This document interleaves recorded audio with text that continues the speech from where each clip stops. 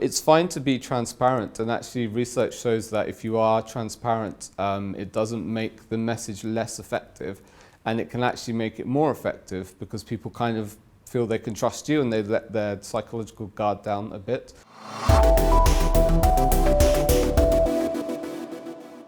Hi Patrick, how are you doing today? Hi, I'm good, thank you. Welcome to India. Thank you for having me. Yes.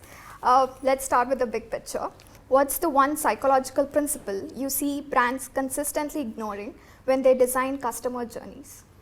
The one thing I see the most is probably the what's in it for me principle. Okay. So when brands design experiences and messages, they typically do it from their point of view. We have a new product, we have this message to send you, but often they don't think about the consumer's point of view. What's in it for them? What's the benefit of them? So a very simple rule that I often tell brands is, don't start your emails with we, start it with you. Think about the what's in it for me, for the consumer. And often that's emotional as much as it is functional. So what's the pleasure or the emotional benefit they'll get? Okay. Today, generative AI can pick up on your quirks from chat logs, reviews, even browsing behavior. In your view, how accurate are these psychological reads? And where's the line between smart personalization and straight up manipulation? Two great questions. It really depends on the data and how you're analyzing it. So sometimes clients will ask me, how accurate will this model be? And I just have to say, I don't know until we do the model and see what the data's like. So it really depends on the data, and there's some data that gets better models than others. Typically, financial data is a very good read of what a person is like, so what they buy, where they spend their money. Telecoms data, so what apps they use and websites they visit. And media data, so what music they listen to, what TV shows they watch. Those things are very good predictors. Beyond that, you can get to okay, satisfactory models still if you do it right. But the ethics question is a very good one. I say that all communication is manipulation. Even at the minute, I'm putting words together in a certain order to try and change what people are thinking.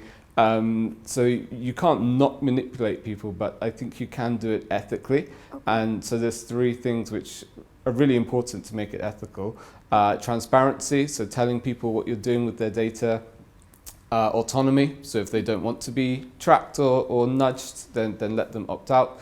And then empathy and fairness, which is just about not using it for evil, I suppose. So don't give people different prices depending on what make of laptop they're using, because that's quite unfair and unethical. If you had to hand brands a danger list, the biggest red flags when using psychologically targeted AI, especially with all this passive, almost invisible data collection, what would it be? Red flags from an ethical point of view, or? Anything. Well, obviously, biggest red flag would be hallucination. So the AI, if it's generative AI, doing what it thinks is the best, so maybe doing what it thinks is creating a message that would apply well to an audience, but actually it doesn't, and it's not very good, or it's come up with something completely inappropriate. And then the data quality and the quality of models, as we talked about, obviously is a big red flag. There's often a lot of noise between identifying a group and then sending that message to the group. So you need to find them online, which can be quite difficult. Lookalike models, not always robust. Interests that you're targeting are not always the right interests. And there's also the creating the message. You have to translate, okay, this audience is extroverted, but what does that actually mean for making them an advert or a customer experience? You need to get that right. So there's a lot along the way that could go wrong. So adjusting for that noise also would be a big red flag. You know, privacy and trust can make or break a brand, basically. What's the right way to be transparent about psychological profiling without scaring customers off? Any ground rules you live by? It's fine to be transparent, and actually research shows that if you are transparent, it doesn't make the message less effective, and it can actually make it more effective because people kind of feel they can trust you and they let their psychological guard down a bit.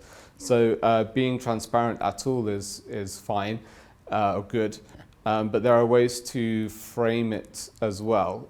So obviously framing it in a positive way. Again, it's the what's in it for me. So showing that there are benefits to the consumer of what you're doing.